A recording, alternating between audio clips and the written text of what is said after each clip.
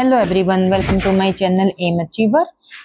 आज हम 9th class की क्षितिज बाग 1 के चैप्टर 1 को करेंगे, जो प्रेमचंद का है, दो बैलों की कथा।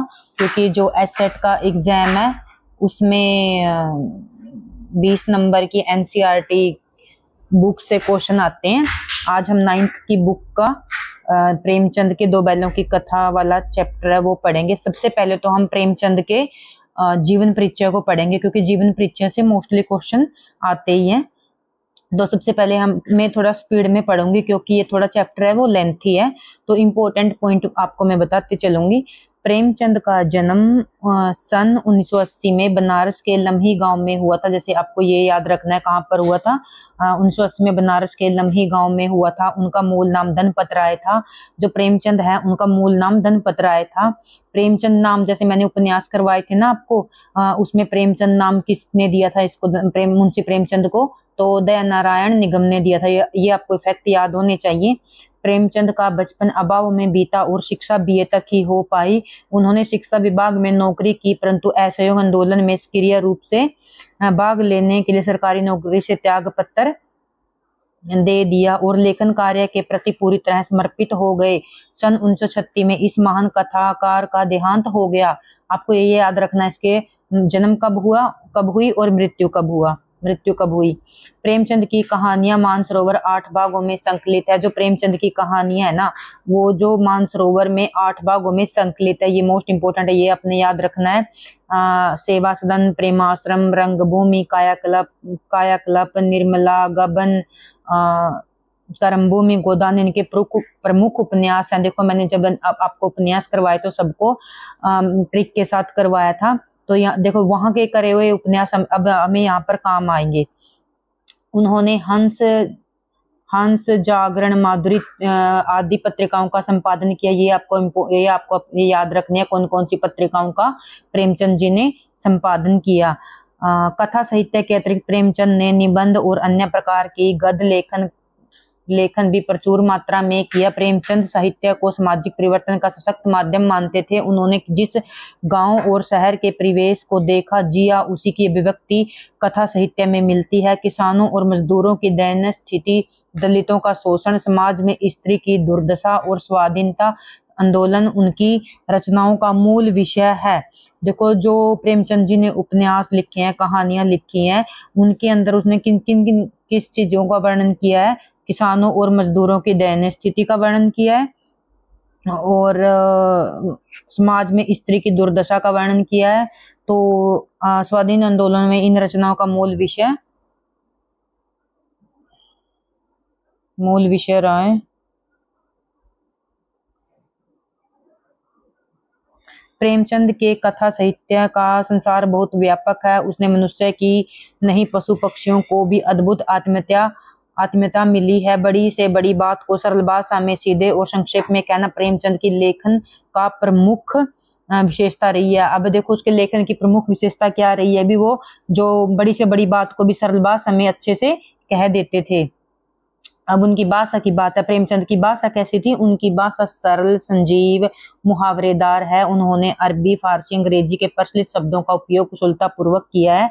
तो देखो, उन्होंने ये भी पूछ सकते हैं भी, उनकी जो प्रेमचंद की भाषा थी उसमें किन किन शब्दों का प्रयोग हुआ है? तो अरबी, फारसी, अंग्रेजी के शब्दों का प्रयोग हुआ है। और जो अब देखो, अपने ये याद रखना है, जो मुंशी प्रेमचंद की दो बैलों की कथा है, ये कहानी है, उपन्यास है, संस्मरण है, रेखा चित्र है। तो ये कौन सी विधा है? तो आपने याद रखना है क्या ये दो बैलों की जो कथा है ना, वो एक कहानी। आपसे पेपर में ऐसे क्वेश्चन पूछ लेंगे कि भी इसके भी प्रेम जो दो बैलों की कथा है, ये निबंध है, कहानी है, संस्मरण है। तो आपने क्या आंसर लगाना है? ये कहानी है।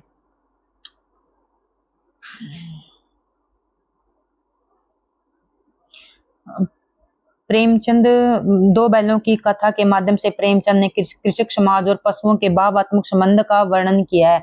जो इस कहानी के अंदर है ना, उसमें क्या बताया प्रेमचंद ने, कृषक समाज जो किसान है उनके बारे में बताया, और पशुओं की जो फीलिंग है उसका, किसान की और जो पशुओं की दोनों की फीलिंग है उनके संबंध का वर्णन किया है। इस कहानी में उन्होंने यह बताया है कि स्वतंत्रता सहज से में नहीं मिलती, उसके लिए बार बार संघर्ष करना पड़ता है। इस कहानी के माध्यम से प्रेमचंद ने बताया कि हमें स्वतंत्रता मतलब आसानी से नहीं मिलती, हमें उसके लिए बार बार संघर्ष करना पड़ता है, मेहनत करनी पड़ती है, तभी मिलती है। इस प्रकार परोक्ष रूप से यह कहानी आजादी के आंदोलन की भावना से जुड़ी हुई है। इसके साथ ही यह कहानी प्रेमचंद के पंचतंत्र और हितोपदेश की कथा परंपरा का उपयोग और विकास किया है। दो बैलों की कथा, थोड़ी मैं इसको स्पीड में पढ़ूंगी क्योंकि ये बहुत लेंथी है, तो यदि मेरी स्पीड आपको कम लगे तो आप स्पीड बढ़ा के भी इसको देख सकते हैं। जानवरों में गधा सबसे ज्यादा बुद्धिहीन समझा जाता है। जब हम किसी आदमी को परले दर्जे का बेवकूफ कहना चाहते हैं तो उसे गधा कह देते हैं। परले दर्जे का बेवकूफ कहना चाहते हैं तो मतलब परले दर्जे का बेवकूफ का मतलब है, यदि हम किसी व्यक्ति को बहुत मूर्ख कहना चाहते हैं तो उसे क्या कह देते हैं, गधा कह देते हैं। तो गधा सचमुच बेवकूफ है या उसके सीधेपन, उसकी निरापद सहिष्णुता ने उसे यह पदवी दे दी थी है। तो यहाँ पर क्वेश्चन किया जा रहा है कि गधा क्या सचमुच मूर्ख है या फिर उसके सीधेपन या सहिष्णुता से उसे यह पदवी दे दी गई है। सहिष्णुता होती है उसकी जो मतलब सहन शक्ति है, इसका निश्चय नहीं किया जा सकता। गाय सींग मारती है, ब्याई हुई गाय तो अनायास ही सिंहनी का रूप धारण कर लेती है। भी जो गाय होती है ना वो भी तो सींग मारती है, और जब गाय ब्याई हुई मतलब जब गाय को बच्चा पैदा हो जाता है तो वो मतलब सिंहनी मतलब शेरनी की तरह रूप धारण कर लेती है। कुत्ता भी बहुत गरीब जानवर है, लेकिन कभी कभी उसे भी क्रोध आ ही जाता है, किंतु गधे को कभी क्रोध करते नहीं सुना न देखा। जितना चाहो गरीब को मारो, चाहे जैसी खराब सड़ी हुई घास सामने डाल दो, उसके चेहरे पर कभी असंतोष की छाया भी नहीं दिखाई देती। अभी गधा तो इतना गरीब होता है बेचारे को, चाहे कितना मार लो, कितना सड़ा भूसा घास डाल लो, फिर भी उसके चेहरे पर असंतोष नहीं होता।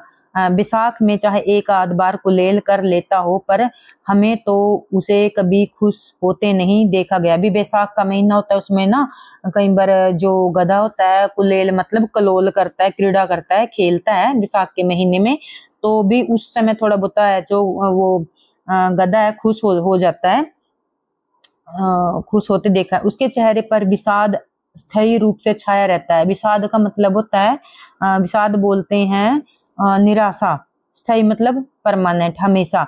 उसके जो गधा है ना उसके फेस पर तो हमेशा स्थायी रूप से विषाद छाया रहता है। सुख दुख हानि लाभ किसी भी दशा में उसे बदलते नहीं देखा गया। यहाँ पर कहा जाता है कि जो गधा होता है उसके हमेशा पर एक सा भाव रहता है, वो चाहे सुख हो दुख हो हानि हो लाभ हो उसको नहीं बदलते देखा जाता। ऋषि मुनियों में के जितने गुण हैं वे सभी उसमें प्रकाष्ठ को पहुंचा देते हैं, पर आदमी उसे बेवकूफ कहता है। अभी जितने गुण ऋषि मुनियों में होते हैं इतने ही गुण वो सभी उनमें प्रकाष्ठा तक इतने गुणों के साथ ऋषि मुनि प्रकाष्ठा तक पहुंच गए, अंतिम सीमा तक। प्रकाष्ठा का मतलब होता है अंतिम सीमा तक पहुंच गए, पर आदमी उसे अब भी बेवकूफ कहता है, फिर भी उसको बेवकूफ कहता है गधे को। सद्गुणों का इतना अनादर कहीं नहीं देखा गया। अभी अच्छे गुणों का इतना अनादर कहीं नहीं देखा गया। गधे में तो अच्छे गुण हैं, ना ही वो गुस्सा करता है, चाहे उसको कैसे भी खाना दो तब भी उसके अंदर कोई मतलब चेंज नहीं आता। फिर भी क्या करता है इंसान, सद्गुणों का इतना अनादर कर देता है गधे को, मतलब कोई गधे को मूर्ख कहकर। कदाचित सीधापन संसार के लिए उपयुक्त नहीं है। अभी संसार के लिए जो सीधे लोग हैं वो उपयुक्त नहीं है। देखिए ना भारतवासियों की अफ्रीका में क्या दुर्दशा हो रही है, क्या अमेरिका में उन्हें घुसने नहीं दिया जाता। बेचारे शराब नहीं पीते, 4 पैसे कुछ समय के लिए बचा कर रखते हैं, जी तोड़कर काम करते हैं, किसी से लड़ाई झगड़ा नहीं करते, 4 बातें सुनकर गम खा जाते हैं, फिर भी बदनाम हैं। कहा जाता है कि वे जीवन के आदर्श को नीचा करते हैं। अगर वे ईंट का जवाब पत्थर से देना सीख जाते तो शायद सभ्य कहलाने लगते।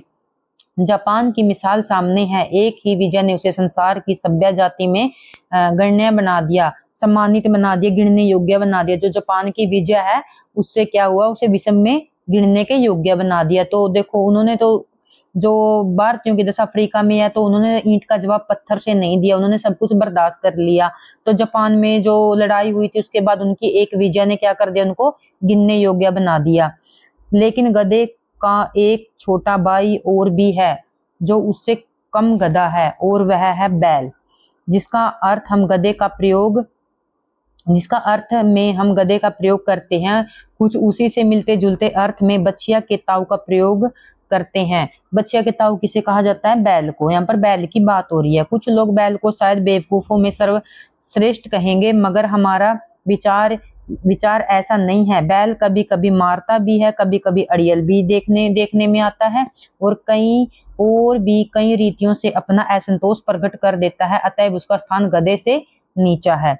जूरी, देखो अब ये कहानी स्टार्ट होगी, दो बैलों की कथा।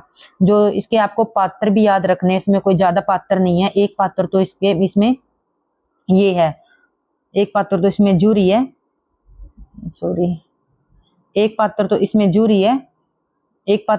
जूरी है, और एक इसमें जो उसके दो बैल हैं, एक का नाम हीरा है और एक का मोती है। एक इसमें इसके साला है गया, और एक इसकी पत्नी है। बस इसके यही पात्र हैं, यही आपको याद रखने हैं। जूरी काछी के दोनों बैलों के नाम हीरा और मोती हैं। दोनों पछाई जाति के थे। पछाई मतलब होते हैं जो पालतू जानवर होते हैं, उनको पछाई जाति का बोल देते हैं। दोनों पछाई जाति के थे। देखने में सुंदर थे, काम में चौकस इंटेलिजेंट थे, डील में ऊंचे थे मतलब शरीर में लंबे तगड़े थे। बहुत दिनों साथ रहते दोनों में भाईचारा हो गया था। जो मोती हीरा था, दोनों में भाईचारा हो गया था, दोनों साथ में रहते थे। दोनों आमने सामने आसपास बैठे हुए एक दूसरे से मुख भाषा में विचार विनिमय करते थे। जो दोनों एक दूसरे के साथ विचार विनिमय करते थे। एक दूसरे के मन की बात कैसे समझा जाता था हम नहीं कह सकते, मुझे नहीं पता वो कैसे एक दूसरे की बात समझ लेते थे, पर वो एक दूसरे से मुख भाषा में मतलब अंदर ही अंदर बात करते थे। स्वयं ही उनमें ऐसी कोई गुप्त शक्ति थी जिससे जीवों में श्रेष्ठता का भाव पैदा करने वाला मनुष्य वंचित है। जिससे जीवों में श्रेष्ठता का दावा, अभी जीवों में श्रेष्ठता का दावा तो मनुष्य करता है, पर इंसान के अंदर ऐसी शक्ति नहीं है जैसी उन दो बैलों में थी। दोनों एक दूसरे को चाटकर और सूंघकर अपना प्रेम प्रकट करते थे। कभी कभी दोनों सींग से मिला लिया करते थे, विग्रह के नाते नहीं। यहाँ पर विग्रह का मतलब अलगाव नहीं है। कहाँ पर है विग्रह का मतलब यहाँ पर अलगाव नहीं है। विग्रह का यहाँ पर मतलब है विग्रह के नाते नहीं, विग्रह का अलगाव मतलब नहीं है। यहाँ पर विग्रह केवल विनोद के भाव से, विनोद होता है प्यार, मेलजोल के भाव से वह दोनों एक दूसरे के साथ क्या करते थे, सींग मिला लेते थे। जैसे दोस्तों में घनिष्ठता होती है, दोल धप्पा होने लगता है। जैसे कई बार दोस्त मिलते हैं तो एक दूसरे को मजाक में मारने पीटने लग जाते हैं, दोल धप्पा बोल देते हैं। तो वैसे दोनों एक दूसरे के साथ मजाक करते थे। इसके बिना दोस्ती कुछ फुसफुसी, कुछ हल्की सी लगती है। यदि कोई दोस्ती में मजाक ना करे तो हल्की फुल्की लगती है। जिस पर ज्यादा विश्वास नहीं किया जा सकता। जिस वक्त ये दोनों बैल हल गाड़ी में जोत दिए जाते और गर्दन हिला हिला कर चलते, उस वक्त हर एक यही चेष्टा होती कि ज्यादा से ज्यादा बोझ मेरी ही गर्दन पर लदे पर रहे। दिन भर के बाद दोपहर या संध्या को दोनों खुलते और एक दूसरे को चाट चूट कर अपनी थकान मिटा लिया करते थे। नाद में खुली भूसा पड़ जाने के बाद, नाद होती है जिसमें हम घास डालते हैं ना जानवरों को, उसको नाद बोलते हैं। नाद में खली भूसा पड़ जाने के बाद दोनों साथ उठते, नाद में मुंह डालते और साथ में बैठते। एक मुंह हटा लेता तो दूसरा भी हटा लेता। दोनों में इतना प्रेम था कि यदि एक मुंह हटा लेता था तो दूसरा भी मुंह अपना हटा लेता था।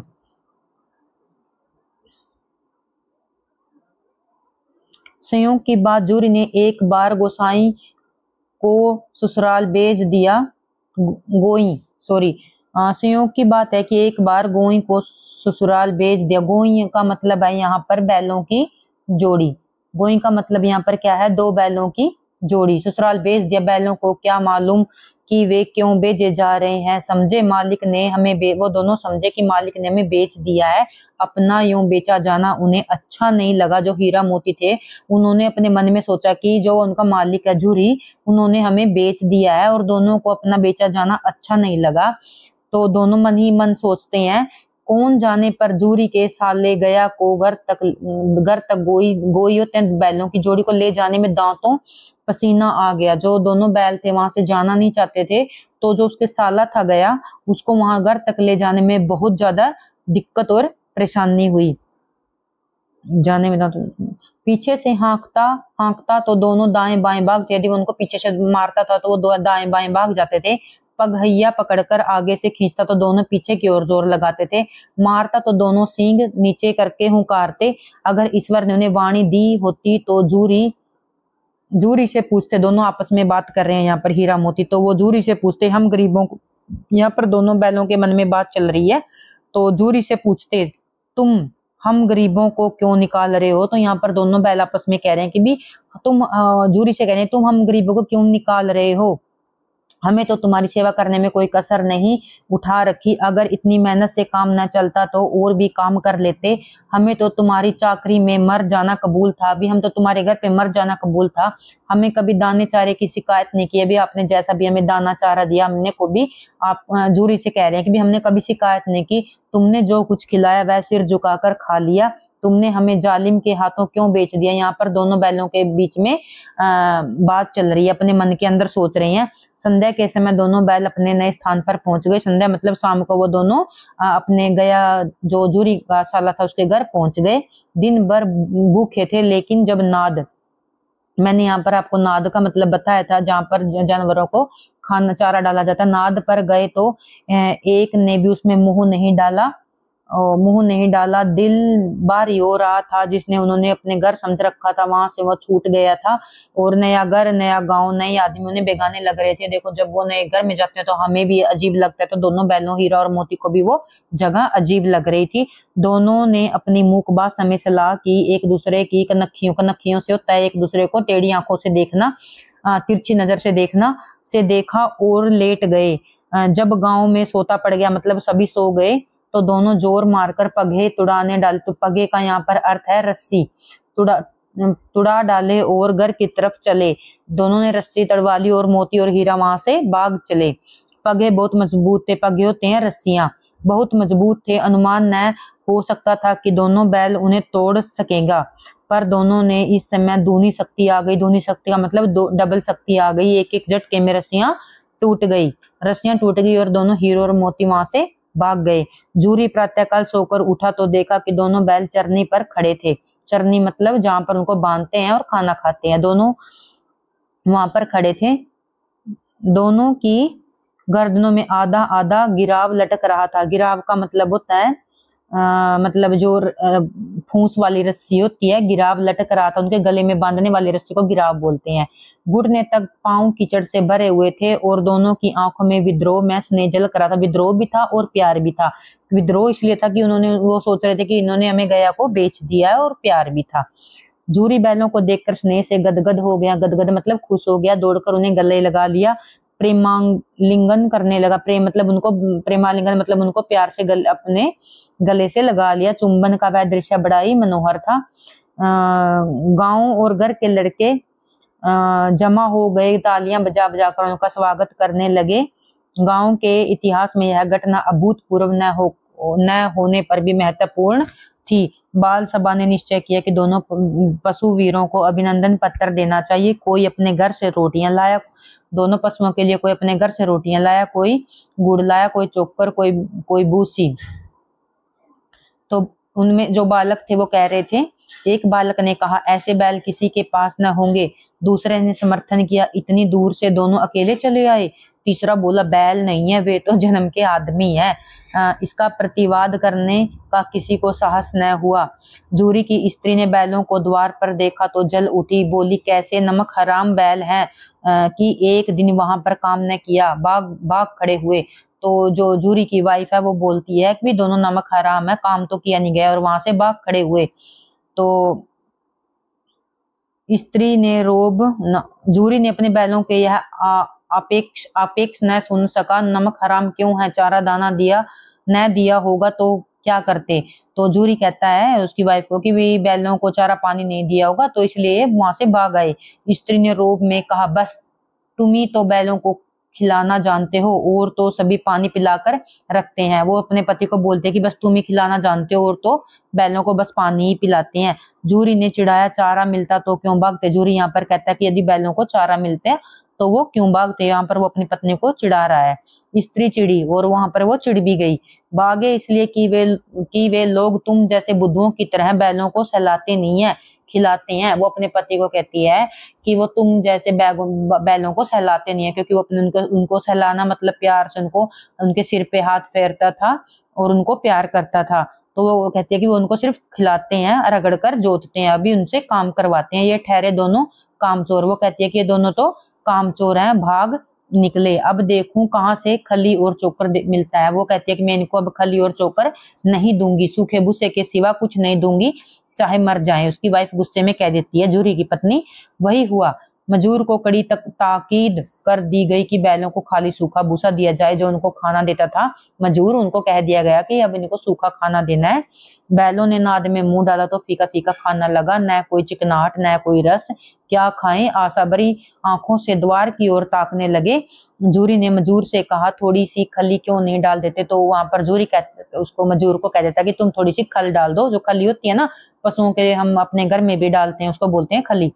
मालकिन मुझे मार ही डालेगी। वो कहता है नहीं मैं नहीं डालूंगा, मालकिन मुझे मार ही डालेगी। दूसरे दिन जूरी का साला फिर आया और बैलों को ले चला गया। दूसरे दिन उसका साला आता है और बैलों को लेकर चला जाता है। अब की बार उन दोनों को गाड़ी में जोत देता है, गाड़ी में बांध के ले जाता है ताकि वो भाग ना सके। 2-4 बार मोती ने गाड़ी को सड़क की खाई में गिराना चाहा। यहाँ पर आप समझ लेना, जो मोती है वो थोड़ा चंचल स्वभाव का है, जो हीरा है वो थोड़ा सहनशील स्वभाव का है। तो पर हीरा ने संभाल लिया, वह ज्यादा सहनशील था। तो देखो यहाँ पर जो मोती है, मोती यहाँ पर गाड़ी को खाई में गिराने की कोशिश करता है और हीरा ने संभाल लिया। हीरा का स्वभाव कैसा है, सहनशील है। क्वेश्चन ये एग्जाम में आ सकता है कि कौन से ये वाक्य किसने कहे। तो आपको याद रखना है, हीरा का स्वभाव आपको थोड़ा चंचल मिलेगा, और हीरा ना मोती का स्वभाव थोड़ा आपको चंचल और लड़ाकू स्वभाव का मिलेगा, और हीरा जो थोड़ा सहन शक्ति वाला मिलेगा। संध्या के समय घर पहुंचकर दोनों ने मोटी रस्सियों से बांधा और कल की शरारत का मजा चखाया। फिर वही सूखा भूसा डाल दिया। अपने दोनों बैलों को खली चूनी सब कुछ दी। दोनों बैलों का ऐसा अपमान कभी न हुआ था। जूरी ने उन्हें फूलों की छड़ी से भी कभी न छूता था। जो जूरी था उनको कभी मारता भी नहीं था। इस एक टिटकार पर दोनों उड़ने लगते थे। जब टिटकार का मतलब होता है जो मुंह से निकालने वाली आवाज होती है, उसको क्या बोलते हैं, टिटकार बोलते हैं। दोनों उड़ने लगते थे। उड़ने का मतलब वो खुशी में झूमने लगते थे। यही मार पड़ी, आहत सम्मान की व्यथा तो थी ही, पर मिला सूखा भूसा। अभी एक तो उनकी बेइज्जती थी, उनको अच्छे से खाना नहीं मिला और ऊपर से खाना भी सूखा मिला। नाद की तरफ आंखें तक न उठाई। नाद मतलब जो खाना खाने का स्थान होता है, उसकी तरफ दोनों ने आंख तक भी नहीं उठाई। दूसरे दिन गया ने बैलों को हल में जोता। उस दिन दोनों ने जैसे पांव न उठाने की कसम खा ली थी। वह मारते मारते थक गया पर दोनों पांव न उठाया। एक बार जब निर्दयी ने हीरा की नाक पर खूब डंडे जमाए तो मोती ने गुस्सा काबू के बाहर हो गया और हल लेकर भाग गया। जब वो उसका क्या कर रहा गया, उसकी नाक पर बार बार मार रहा था, तो मोती को गुस्सा आ जाता है तो हल लेकर भाग जाता है। हल रस्सी जुआ जोत सब टूट टाट कर बराबर हो गया। गले में बड़ी बड़ी रस्सियां न होती तो दोनों पकड़ाई में ना आते। तो वो क्या करते हैं, दोनों वहां से भाग जाते हैं। तो क्योंकि वो हीरा को बार बार मार रहा था गया। हीरा मुकबासा में कहा, यहाँ हीरा और मोती के बीच में संवाद चल रहा है। भागना व्यर्थ है। हीरा कह रहा है कि हमारा भागना व्यर्थ है। मोती ने उत्तर दिया, तुम्हारी तो इसने जान ही ले ली थी। अब की बड़ी मार पड़ेगी, अब की बार बड़ी मार पड़ेगी। पढ़ने दो, बैलों का जन्म ही लिया है तो मार तो कहाँ तक बचेंगे। यहाँ पर हीरा कह रहा है कि यदि बैल का जन्म लिया तो कहाँ तक बचेंगे। गया 2 आदमियों के साथ दौड़ा आ रहा था। दोनों के हाथों में लाठियां हैं। मोती बोला, कहो तो दिखा दूं कुछ मजा। जैसे मैंने आपको लास्ट में बोला था ना, जो मोती था ना उसका स्वभाव थोड़ा लड़ाकू का था। देखो यहाँ पर मोती ही बोल रहा है, कहो तो दिखा दूं मजा। में भी लाठी लेकर आ रहा है। हीरा ने समझा। यहाँ पर देखो हीरा के हमें जो नेचर है उसका पता चलता है। नहीं भाई खड़े हो जाओ, मुझे मारेगा तो मैं 1-2 को गिरा दूंगा। नहीं, हमारी जाति का यह धर्म नहीं है। यहाँ पर हीरा कह रहा है कि हमारी जाति का धर्म नहीं है किसी इंसान के को मारना। मोती दिल में ऐंठ कर रह गया आ पहुंचा और दोनों को पकड़ कर ले गया। कुशल हुई कि इस वक्त मारपीट न न तो मोती भी पलट पड़ता भी, शुक्र है उसमें लड़ाई झगड़ा नहीं हुआ, तो नहीं तो मोती भी उसको मार देता। उसके तेवर देखकर रह गया और सहायक समझ गए कि इस वक्त टाल टाल जाना ही मसलहत है। मसलहत है। मसलहत का मतलब होता है हितकर। देखो जैसे ये वर्ड आ जाते हैं ना, इनको अंडरलाइन करो, इनका मतलब होता है हितकर। ठीक है, ये जो बुक में लास्ट में दिए हैं ये आपको जरूर याद करने हैं। मसलहत का मतलब होता है हितकर। आज दोनों के सामने फिर वही सूखा भूसा लाया गया है। दोनों चुपचाप खा रहे हैं। घर के लोग भोजन करने लगे। इस वक्त छोटी सी एक लड़की 2 रोटियां लिए निकल आई, दोनों के मुंह में देकर चली गई। एक रोटी से इनका भूख तो क्या सांत्वन होती, पर दोनों के हृदय में मानो भोजन मिल गया। यह भी किसी सज्जन का वास है। दोनों मन में सोचते हैं यहाँ पर भी किसी सज्जन का वास है। तो सज्जन मतलब होते हैं जो अच्छे व्यक्ति होते हैं। तो ये दोनों सोचते हैं यहाँ पर भी कोई अच्छा इंसान रहता है। लड़की बहरों की थी, उसकी माँ मर चुकी थी, सौतेली माँ उसे मारती थी, इसलिए इन बैलों ने उसे एक प्रकार की आत्मीयता, मतलब उसके साथ क्या हो गया था, जुड़ाव हो गया था बैलों का उस लड़की के साथ। दोनों दिन भर जोते जाते, डंडे खाते, अड़ते, शाम तक थान पर बांध दिए जाते और रात को वही बालिका उन्हें 2 रोटी देने आती थी। इस प्रेम प्रसाद की यह बरकत थी कि दोनों 2-2 गाल सूखा भूसा खाकर भी दोनों दुर्बल न होते थे, मगर दोनों की आंखों में रोम रोम में विद्रोह भरा हुआ था। एक दिन मोती ने मूक भाषा में कहा, अब तो नहीं सहा जाता हीरा, क्या क्या करना चाहते हैं। अब यहाँ पर एक दिन मोती उसको कह रहा है कि अब बर्दाश्त नहीं होता, अब क्या करना है, एक आध को सींग पर उठाकर फेंक दूं, यहाँ पर मोती कह रहा है। लेकिन जानते हो वह प्यारी लड़की जो हमें रोटियां खिलाती है, उसी की लड़की है जिसको हम मारने के लिए कह रहे हैं। अभी जो लड़की हमें शाम को रोटी खिलाती है वो उसी की लड़की है जो इस घर के मालिक है। यह बेचारी अनाथ हो जाएगी तो मालिक को न फेंक दूं, मालकिन को न फेंक दूं। वही तो इस लड़की को मारती है, लेकिन वो कहता है कि फिर मैं मालकिन को सींगों पे उठा के फेंक दूं। तो लेकिन औरत जात पर भी सींग चलाना मना है, यह भूले जाते हो। तुम तो किसी तरह निकलने ही नहीं दोगे। यहाँ पर मोती हीरा से कह रहा है, तुम तो यहाँ से मुझे निकलने ही दोगे। बताओ, तुड़ाकर भाग चले? हाँ, यह स्वीकार करता हूँ, लेकिन इतनी मोटी रस्सी टूटेगी कैसे? इसका एक उपाय है, पहले रस्सी को थोड़ा सा चबा लो, फिर एक झटके में टूट जाती है। रात को जब बालिका रोटी खिलाकर चली गई तो दोनों रस्सियां चबाने लगे, पर मोटी रस्सी मुंह में न आती थी। बेचारे बार बार जोर लगाकर रह जाते थे। यहाँ पर वो दोनों भागने की कोशिश कर रहे हैं, मोती और हीरा। सहसा घर का द्वार खुला और लड़की निकली। दोनों सिर झुकाकर उसका हाथ चाटने लगे। दोनों की पूंछें खड़ी हो गई। उसके माथे को सहलाए और बोली, खोल देती हूँ, चुपके से भाग जाओ। वो लड़की जो उनको रोटी खिलाती थी, यहाँ पर वो लड़की क्या कहती है, मैं आपको खोल देती हूँ और यहाँ से भाग जाओ, नहीं तो ये लोग मार डालेंगे। तो वो लड़की कहती है, नहीं तो ये लोग आपको मार डालेंगे, तुम यहाँ से भाग जाओ। आज घर में सलाह हो रही थी कि नाकों को नाथ डाल देते हैं। जो बैल है ना, इनके नाक में ना नाथ डाल देते हैं, होल करके एक नाथ डाल देते हैं रस्सी। इसे गराव खोल दिया उसने। गराव मतलब जो रस्सी बंधी हुई थी उसको खोल दिया। दोनों चुपचाप खड़े रहे। मोती ने अपनी भाषा में पूछा। मोती हीरा से कह रहा है, अब चले क्यों नहीं, अब तुम चलते क्यों नहीं? वो कह रहा है। हीरा ने कहा, चलें तो, लेकिन कल इस अनाथ पर आफत आएगी, सब इसी पर संदेह करेंगे। मतलब संदेह का मतलब है यहाँ पर इसी पर शक करेंगे। सहसा बालिका चिल्लाई, दोनों फूफा वाले बैग भागे जा रहे हैं। तो लड़की एकदम से चिल्लाई कि दोनों फूफा वाले बैल भागे जा रहे हैं। ओ दादा बैल भागे जा रहे हैं, जल्दी दौड़ो। और बैलों को भी कह देती है, तुम जल्दी से दौड़ो। गया हड़बड़ाकर भीतर से निकला और बैलों को पकड़ने चला। दोनों भागे। गया ने पीछा किया और बहुत तेज और भी तेज हुए। गया ने शोर मचाया, फिर गांव के कुछ आदमियों को भी साथ में लेकर उनके पीछे चला गया। दोनों मित्र भागने का मौका मिल गया, सीधे दौड़ते चले गए, यहाँ तक कि मार्ग का ज्ञान न रहा, क्योंकि वो दौड़ते चले गए, वो रास्ता यहाँ पर भूल गए। जिस परिचित मार्ग पर आए थे, जिस वो मार्ग से आए थे, वो यहाँ पर रास्ता भूल गए हैं। यहाँ उनका यहाँ पता न था, उनको इस रास्ते का पता न था। नए नए गांव मिलने लगे। तब दोनों एक खेत के किनारे खड़े होकर सोचने लगे, अब क्या करना है। तो देखो, वो यहाँ पर वो रास्ता भूल गए और एक खेत में पहुंच जाते हैं और वहां पर जाकर सोचते हैं अब क्या करना है। हीरा ने कहा, मालूम होता है राह भूल गए। यहाँ पर हीरा कहता है, हमें तो लगता है हम राह भूल गए, तुम तो बेतहाशा भागे उसी पर, वहीं उसे मार गिराना था। यहाँ पर मोती कह रहा है, हमें तो भागना नहीं था, उसे वहीं पर उसे मार गिराना था। उसे मार गिराते तो दुनिया क्या कहती। यहाँ पर हीरा कह रहा है कि यदि हम मार गिराते तो दुनिया क्या कहती। वह धर्म छोड़ दे, अपना धर्म छोड़ दें, लेकिन हम अपना, वह अपना धर्म छोड़ दें पर हमें अपना धर्म नहीं छोड़ना है। यहाँ पर देखो पशुओं की फीलिंग, जो पशु हैं उनकी भावात्मक फीलिंग को दर्शाया गया है। दोनों भूख से व्याकुल हो रहे थे, खेत में मटर खड़ी थी, चरने लगे। आपको याद रखना है कि खेत में क्या कौन, ये कई बार ये क्वेश्चन भी आ सकता है, उन्होंने किस फसल को खाया। आपको याद रखना है उन्होंने मटर की फसल को खाया, ऐसे क्वेश्चन बनते हैं।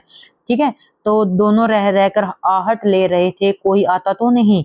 जब पेट भर गया तो दोनों ने आजादी का अनुभव किया, तो मस्त होकर उछलने कूदने लगे। पहले दोनों ने डकार ली, फिर सींग चलाए, एक दूसरे को ठेलने लगे। मोती हीरा कहीं कदम पीछे हटता। देखो यहाँ पर कुछ नहीं, वो दोनों मौज मस्ती कर रही हैं। तो अरे ये क्या, कोई सांड डोक था उनकी तरफ ना, जब वो मस्ती कर रहे थे और मटर खाने के बाद उनकी तरफ कोई सांड आ रहा था, तो दोनों सांड को देखकर यहाँ पर बातें कर रही हैं। तो जब यहाँ पर देखो मैं आपको ऐसे ही एक्सप्लेन कर देती हूँ। यहाँ पर एक सांड आ जाता है, तो वो सांड से लड़ने की सोचते हैं। यहाँ पर दोनों एक दूसरे से अपनी भाषा में बात करते हैं। मोती मूक भाषा में कहता है, बुरे फंसे जान बचेगी, कोई उपाय सोचो। हीरा ने चिंतित स्वर में कहा, अपने घमंड पर भूला हुआ है। आरजू विनती न सुनेगा भी, यह तो अपने घमंड में सब कुछ भूला हुआ है। अपनी आरजू विनती जो भी हम इसको रिक्वेस्ट करेंगे वो तो ये नहीं सुनेगा। भाग क्यों ना चले। यहाँ पर हीरा भागने के लिए कहता है, भागना कायरता है। यहाँ पर मोती कहता है कि हमें भागना नहीं है, भागना तो कायरता है, फिर यहीं मरो। यहाँ पर हीरा कहता है तो फिर हम अभी यहीं मरेंगे। बंदा 9 2 11 होता है। यहाँ कहता है भी बंदा तो किसी को मुसीबत को देखता है तो 9 2 11 होता है, और दौड़ाएं। तो फिर कोई उपाय सोचो। यहाँ पर दोनों उपाय सोचते हैं। उपाय यही है कि दोनों जने एक साथ चोट करें। तो अब दोनों जने जो हीरा और मोतिया यहाँ पर सलाह कर लेते हैं कि हम दोनों एक दूसरे को दोनों एक साथ उसके साथ सांड के साथ लड़ेंगे। और उनका ये उपाय काम भी करता है। जब वो सांड के साथ लड़ते हैं तो क्या होता है, वो सांड भी जिंदगी में कभी एक के साथ ही लड़ा था। मलयुद्ध, यहाँ पर जो मलयुद्ध है, मलयुद्ध का मतलब होता है कुश्ती। अकेले व्यक्ति के साथ कुश्ती की थी, कभी दोनों के साथ उसने भी नहीं की थी। तो यहाँ पर उन दोनों, दो हीरा और मोती की सांड की यहाँ पर बहुत जोर से लड़ाई होती है। और एक सांड को आगे से मारता है और एक सांड को पीछे से मारता है, और पीट पीट कर उसको नीचे गिरा देते हैं। दोनों मित्र यहाँ पर विजयी हो जाते हैं और दोनों विजय के नशे में झूमते चले जाते हैं। मोती ने अपनी सांकेतिक भाषा में कहा, मेरा जी चाहता तो कि बच्चा को मार ही डालूं। यहाँ पर मोती कहता है कि भी मेरा तो मन करता था कि मैं उसको मार ही डालूं। हीरा ने तिरस्कार किया, गिरे हुए बैरी पर सींग न चलाना चाहिए। यहाँ पर हीरा कहता है भी जो गिरा हुआ बैरी है ना, उस पर सींग नहीं चलाना चाहिए। यह डोंगा बैरी को ऐसा मारना चाहिए कि फिर न उठे। यहाँ पर देखो मोती कह रहा है ये तो सब डोंग की बातें हैं, बैरी को तो ऐसे मारना चाहिए कि वो फिर कभी न उठे। अब घर कैसे पहुंचे, यहाँ पर दोनों सलाह करते हैं भी अब घर कैसे पहुंचे। पहले कुछ खा लेते हैं। यहाँ पर मोती कहता है कि यहाँ पर हम पहले कुछ खा लेते हैं। सामने मटर का खेत था, तो आपको याद रखना है किसका खेत था, मटर का खेत था। मोती घुस गया। यहाँ पर क्या करता है, मोती खाने के लिए, मटर खाने के लिए घुस गया, और हीरा उसको खाने के लिए, मटर न खाने के लिए मना करता है। पर वो मोती मानता नहीं और सींचे हुए खेत में चला जाता है। सींचा हुआ खेत मतलब जिसमें खेत में पानी था। उनके खुर कीचड़ में धंसने लगे। क्यों, सींचा हुआ खेत था। मोती के खुर कीचड़ में धंसने लगे, न भाग सका। वो वहां से भाग न सका, पकड़ लिया। वहां पर जो जिसके वो खेत थे, फसल थे, उन्होंने उसको पकड़ लिया। हीरा ने देखा संगी संकट में है। संगी मतलब उसका जो साथी है वो क्या है, संगी का मतलब होता है साथी। वो संकट में है तो लौट पड़ा। वो भी वहां पर आ गया। फंसे तो दोनों साथ में फंसेंगे। रखवालों ने उसे भी पकड़ लिया। प्रातःकाल दोनों को कांजी होश में बंद कर दिया। यहाँ पर कांजी होश का मतलब होता है जहां पर आवारा पशुओं को पकड़कर रखा जाता है और उनको खाने पीने का कुछ कमी, खाने पीने को ही नाम मात्र ही दिया जाता है, उसी को कांजी होश बोलते हैं। जहां पर आवारा पशुओं को, मेवातियों को बंद करके रखा जाता है। समझ में न आता था कि यह कैसा स्वामी है। जब उनको वहां पर पकड़ के ले जाया गया काजी हौज में, तो दोनों आपस में यही बातें करते हैं कि भी ये कैसा स्वामी है जो हमें खाने को कुछ भी नहीं देता। यहाँ पर उन्हें यह एहसास होता है कि इनसे अच्छा तो गया ही था जो हमें खाने को तो थोड़ा बहुत दे दिया करता था। यहाँ पर कई भैंसें थी, बकरियां थे, घोड़े थे, गधे थे। किसी के सामने भी कोई चारा न था। जमीन पर सभी मुर्दों की तरह पड़े हुए थे। कहीं तो इतने कमजोर थे कि खड़े भी ना हो सकते थे। सारा दिन अपने मित्र फटाक की और टकटकी लगाए ताक रहे थे, पर कोई चारा लेकर न आता था। फिर वो दोनों जब भूख से व्याकुल हो जाते हैं तो क्या करते हैं, जो दीवार होती है उनकी नमकीन वो नमकीन मिट्टी चाटने लग जाते हैं। देखो यहाँ पर है, वो नमकीन मिट्टी चाटनी शुरू कर देते हैं। इससे क्या तृप्ति होती। रात में जब भी कुछ भोजन न मिलता तो हीरा का दिल में विद्रोह की भावना जाग गई। तो यहाँ पर जब खाना न मिलने की वजह से जो हीरा है उसके मन में विद्रोह की भावना जाग गई। मोती से बोला, अब नहीं सहा जाता। फिर सिर लटकाए हुए जवाब दिया कि तुम तो मालूम होता है, मुझे तो मालूम होता है कि मेरे तो प्राणी निकल जाएंगे। यहाँ पर मोती कहता है कि भी मुझे तो मालूम होता है कि मेरे तो भूख से प्राणी निकल जाएंगे। तो यहाँ पर मोती कहता है, इतने जल्द हिम्मत न हारो भाई, यहाँ से भागने का कोई तो उपाय निकालना चाहिए। आओ दीवार तोड़ डालें। यहाँ पर दोनों बात कर रहे हैं कि आओ दीवार तोड़ डालें, मुझे तो अब कुछ नहीं होगा। बस इसी बूते पर अकड़ते थे, सारी अकड़ निकल गई। बाड़े की दीवार कच्ची थी, हीरा मजबूत तो था ही। अपने नकुले सिंह दीवार पर गड़ा दिए और जोर से मारा तो मिट्टी का चिप्पड़ निकल आया। और फिर तो उनका साहस बढ़ा। इससे दौड़ दौड़कर दीवार पर चोटें की और चोट से थोड़ी थोड़ी मिट्टी गिरने लगी। तो हीरा क्या करता है, दीवार तोड़ने की कोशिश करता है। उसी समय कांजी हाउस में चौकीदार लालटेन लेकर जानवरों की हाजिरी लगाने के लिए निकल आया। तो जो हाथ में क्या थी, उसके लालटेन थी। और ये क्वेश्चन देखो केवीएस में आया था, जब मैंने केवीएस का एग्जाम दिया था। तो चौकीदार के हाथ में क्या थी, तो लालटेन थी। मतलब ऑप्शन में लाठी वगैरह दिया हुआ था। तो ऐसे आपको याद रखना है कि चौकीदार के हाथ में क्या था।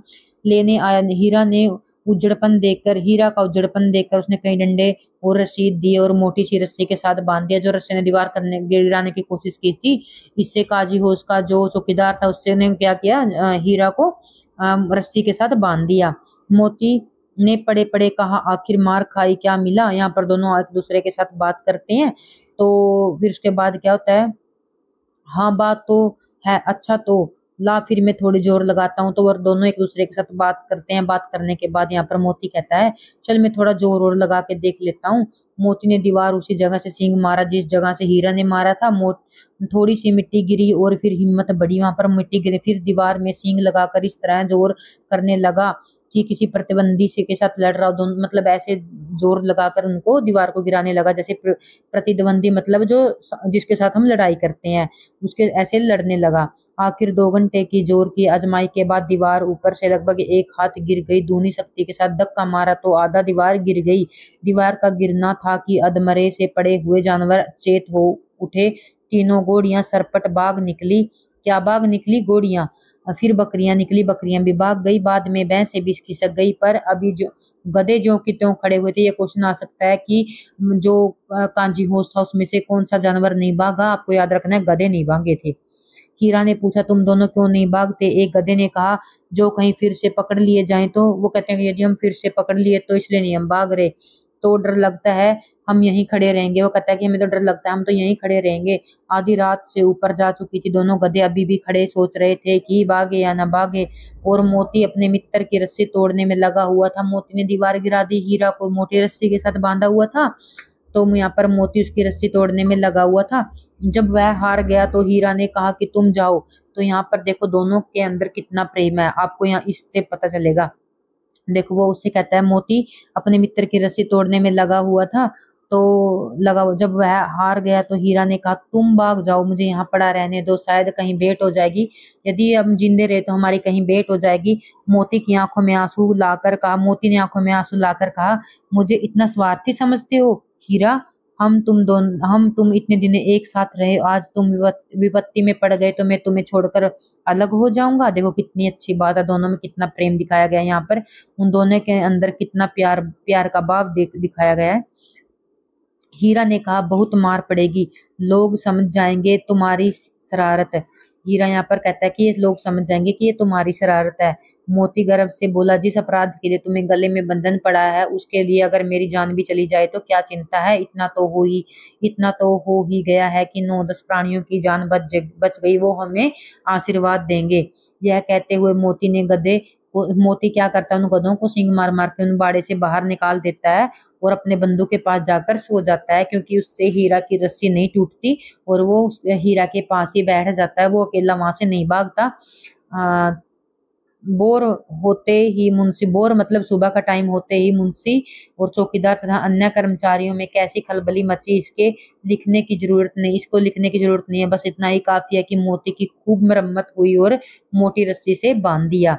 इसके बाद क्या हुआ, एक सप्ताह बाद दोनों मित्र वहीं बंधे हुए थे। पहले तो उनको बिल्कुल पानी पूनी पिला ही देते थे, अब उनको पानी भी पिलाना बिल्कुल बंद कर दिया और दोनों ही बिल्कुल दुर्लभ हो गए थे। अब उनसे उनसे चला भी नहीं जाता था, इतने कमजोर हो गए थे दोनों की। देख दोनों मित्र बहुत कमजोर हो गए थे। एक दिन वहां पर कुछ लोग आते हैं और 50-60 आदमी जमा हो जाते हैं। दोनों मित्र को निकाले जाते हैं, उनकी देखभाल होने लगी। लोग आकर उनकी सूरत देखते हैं और मन फीका करके चले जाते हैं। ऐसे मृतक बैलों को कौन खरीदेगा।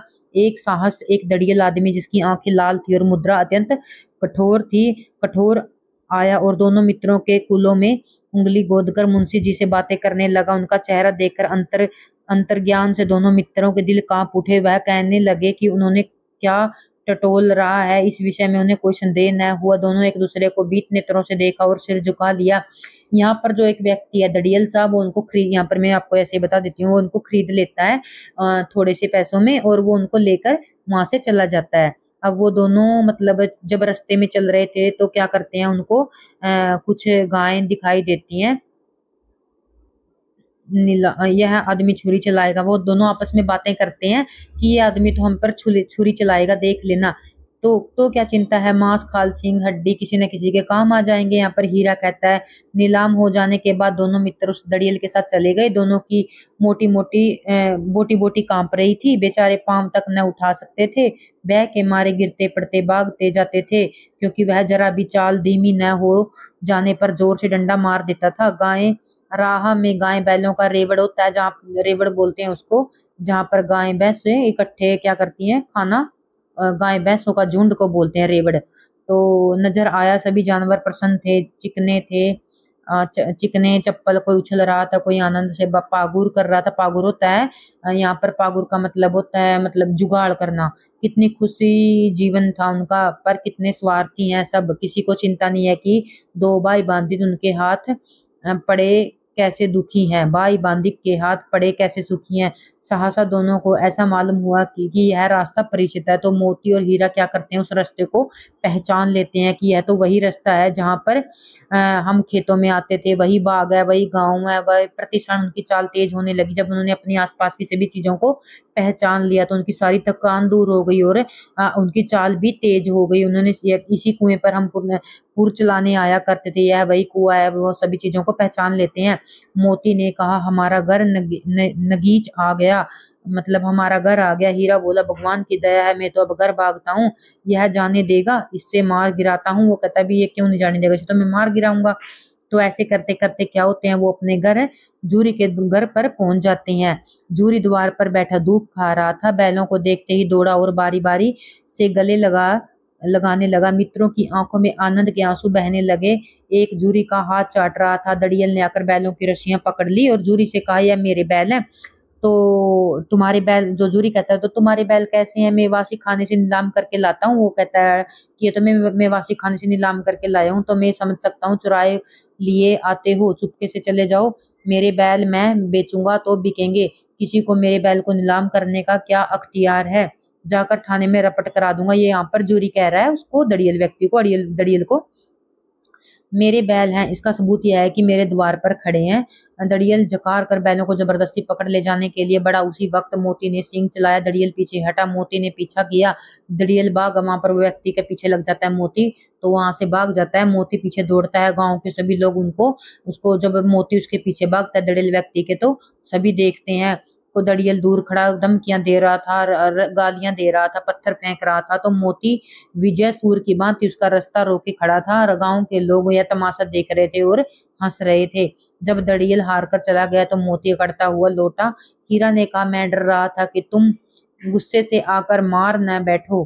अगर वह मुझे पकड़ता तो बेमारे न छोड़ता, भी यदि वो मुझे पकड़ लेता तो मैं भी उसे मारे बिना न छोड़ता। अब ना आएगा, वो कहता है, हीरा मोती कहता है, वो यहाँ पर नहीं आएगा, आएगा तो दूर से खबर लूंगा, देखूं कैसे ले जाता है। जो गोली मरवा दे, मर जाऊंगा पर उसके काम तो न आऊंगा।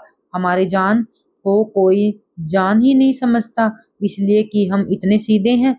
जरा देर से नादों में खली, भूसा, चोकर और दाना भर दिया।